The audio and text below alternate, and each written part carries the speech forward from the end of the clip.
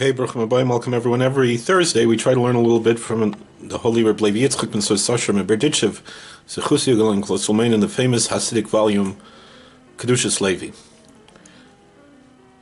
We read this week's Parshas Yisro, and we read a Yavoyer, another explanation. Vatem tiuli mamleches kohanim. In the book of Exodus, chapter 19, verse 6, it says, "And ye shall be unto me for a kingdom of priests." Kedushas Levi brings a very famous Mishnah from the Talmud, Tehine Yesh Gimel Ksarim Keser Torah, Keser Kuhunim, Keser Malchus, that there are three crowns: the crown of Torah, the crown of priesthood, and the crown of royalty. V'nei kol Ksarim and Yerushas of Chutz mi Keser Kuhuna, Shehu Yerushim of.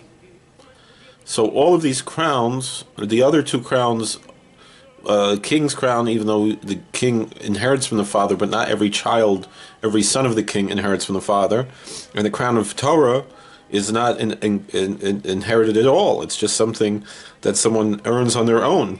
However, the crown of the priesthood is a heritage from one's father, V'zar Miuchas Achrav, that the seed, the children, the progeny of the priest, if he marries a woman who is allowed to marry a priest, his sons are priests. V'hine Yisrael Yeshlem Kedushas avos.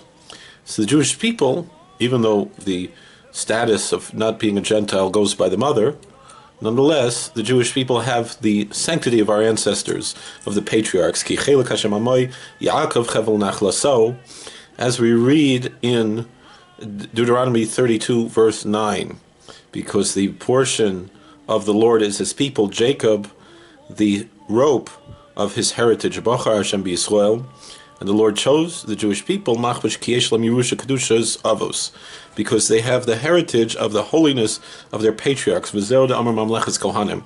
That's the concept of a kingdom of priests, and that's the responsibility of the priesthood.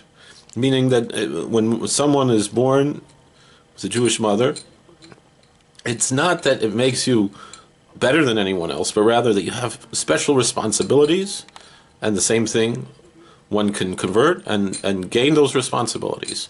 But again, it doesn't make someone inherently better than anyone else, but rather that just like priests have special responsibilities, so too, and whether one honors them or not, the responsibilities remain. So too it is with the Jewish identity. It's not merely, oh, we're proud that, Einstein was so smart, or this one, how many Nobel Prizes or something the Jewish people won. It's what it means to be Jewish is that we have responsibilities to God that are related to holiness, and that's what it's all about. Thank you for watching. God bless. Please like and subscribe, comment, and we'll see you later.